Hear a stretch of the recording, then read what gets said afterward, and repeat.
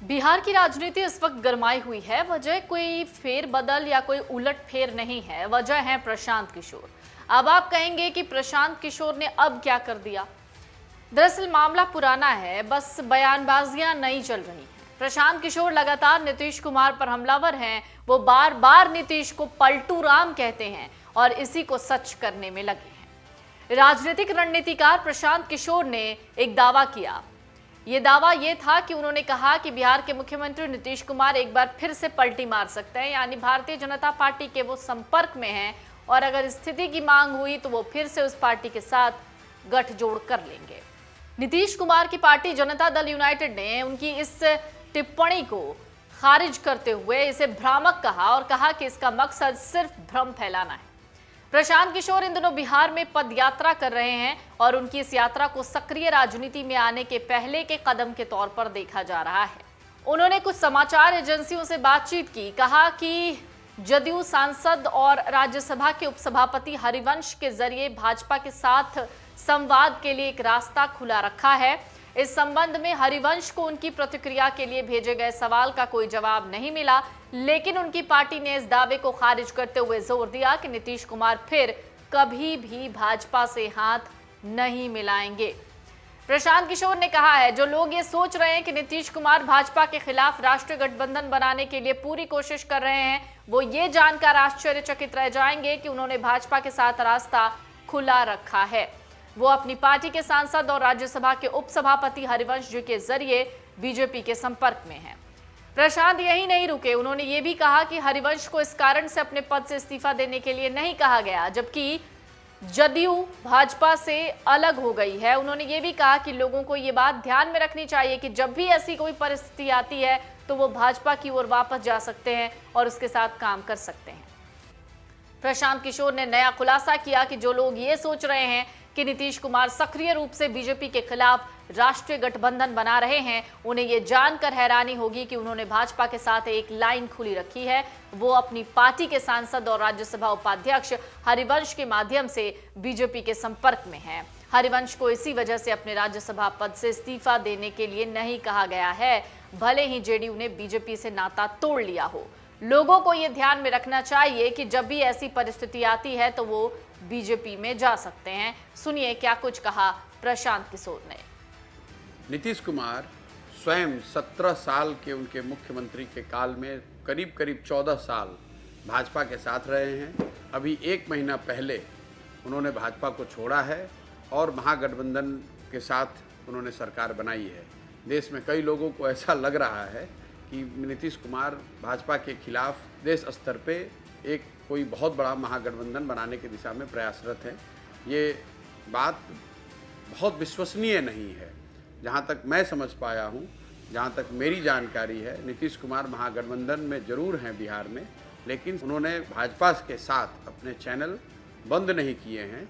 और इसका सबसे बड़ा प्रमाण ये है कि हरिवंश जी जो राज्यसभा में डिप्टी चेयरमैन के पद पर बने हुए हैं, वो जदयू के एमपी हैं और जब भाजपा को नीतीश कुमार जी ने छोड़ा, उस गठबंधन से बाहर आए, तो उन्होंने अभी तक ना हरिवंश जी ने उस पद से इस्तीफा दिया है, ना पार्टी ने उनको इस्तीफा देने के लिए कहा है, ना पार्टी ने उन पर कोई कार्रवाई करी है। तो ये बात समझ से परे है कि जिस गठबंधन से आप बाहर आ गए, उस गठबंधन में आप या आपके दल का एक एमपी राज्यसभा में उपसभापति जैसे महत्वपूर्ण पद पर कैसे बना हुआ है। तो जो मेरी जानकारी है उसके मुताबिक नीतीश कुमार जी भाजपा के साथ जो उनका संपर्क है वो हरिवंश जी के माध्यम से बना हुआ है। हालांकि प्रशांत किशोर के इस बयान पर नीतीश कुमार का रिएक्शन नहीं आया, लेकिन उन्होंने गाहे बगाहे कुछ ऐसा कह दिया जो हम आपको सुनाएंगे। उनकी पार्टी ने इसे सिरे से खारिज तो कर दिया है। नीतीश कुमार और प्रशांत किशोर के संबंध वैसे तो बहुत पहले से खराब हो गए थे, मगर बीच के कुछ दिनों में जो एक सियासी हलचल थी वो तेज हो गई थी, लेकिन लग रहा था कि धीरे धीरे एक सुलह दिख रही होगी। पवन वर्मा के जरिए नीतीश कुमार ने पानी बहाने की कोशिश की थी। 13 सितंबर को पटना में नीतीश कुमार के सरकारी आवास पर प्रशांत मिलने पहुंचे थे। दोनों के बीच करीब 2.5 घंटे तक बात हुई। मीटिंग का एजेंडा काफी दिनों से सीक्रेट था। नीतीश कुमार ने मीडिया से कहा कि प्रशांत किशोर मिलने आए थे, मगर क्या बात हुई इस बारे में उन्होंने नहीं बताया। इस मुलाकात के बाद प्रशांत किशोर ने दिनकर की एक कविता ट्वीट की। उन्होंने लिखा था कि तेरी सहायता से जय तो मैं अनायास पा जाऊंगा आने वाली मानवता को, लेकिन क्या मुख दिखलाऊंगा। माना गया कि प्रशांत और नीतीश में डील नहीं हो पाई। इसके बाद 2 अक्टूबर से प्रशांत किशोर अपनी जन सुराज यात्रा में लग गए, जो करीब 1 से 1.5 साल तक चलेगी। बंद कमरे की डील को नीतीश कुमार ने सार्वजनिक कर दिया। उन्होंने कहा, प्रशांत मेरे साथ रहते थे, मेरे साथ खाते पीते थे, मेरे घर में रहते थे, लेकिन अब वो बीजेपी के लिए काम कर रहे हैं। अब उनसे मेरा कोई लेना देना नहीं है। उन्होंने तो मुझसे आकर जेडीयू को कांग्रेस में मर्ज करने के लिए कह दिया था। वो बिल्कुल पॉलिटिकल व्यक्ति नहीं है, उनको राजनीति की समझ नहीं है। वो बीजेपी के एजेंडे पर काम कर रहे हैं और बीजेपी के लिए ही कैंपेन कर रहे हैं। नीतीश कुमार इस दौरान मीडिया के एक क्वेश्चन पर भड़क गए, जिसमें उनसे प्रशांत किशोर से जुड़ा एक सवाल किया गया। उन्होंने कहा कि आपसे हाथ जोड़कर विनती है कि आज के बाद आप लोग उसके बारे में, यानी प्रशांत किशोर के बारे में हमसे कोई सवाल नहीं करेंगे। उन्होंने ये भी कहा कि प्रशांत किशोर का काहे आप लोग नाम लेते हैं। सुनिए नीतीश कुमार ने क्या कहा। प्रशांत किशोर बोल रहे हैं कि आप एनडीए के संपर्क में अभी भी हैं। काहे आप आदमी का नाम लेते हैं? वो लगातार ये बातें बोल रहे हैं कि हरिवंश जी के माध्यम से आप भाजपा से बात कर रहे हैं। आप कृपा करके मुझसे कभी उनके बारे में मत पूछिए। एक बार तो हम बता ही दिए हैं।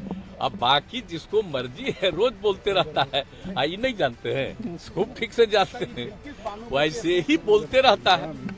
अपनी पब्लिसिटी के लिए जानते ही हैं, तो अपना पब्लिसिटी के लिए बोलते रहता है। बोलते रहे, क्या फर्क हम लोगों को पड़ता है। हम तो किसी जमाने में उसको बहुत माने हैं, और अभी उसका मन क्या है या क्या क्या बोलते रहता है, बोलते रहे, हमको कोई मतलब नहीं। अरे यंगर है, हमने जिन लोगों की इज्जत की है, तो आपको मालूम है ना, आपको तो पता है ना कि हम कुछ लोगों की जो इज्जत की है, मेरे साथ कितना दुर्व्यवहार किया है। तो क्या कीजिएगा, छोड़ दीजिए, उस पर कोई कमेंट ही मत कीजिए। तो नीतीश कुमार ने साफ तौर पर कह दिया कि कृपा करके प्रशांत किशोर के बारे में उनसे ना पूछा जाए। आपको बता दें, तत्कालीन एसएसपी आदित्य कुमार को क्लीन चिट देने के मामले में पुलिस महानिदेशक कटघरे में है।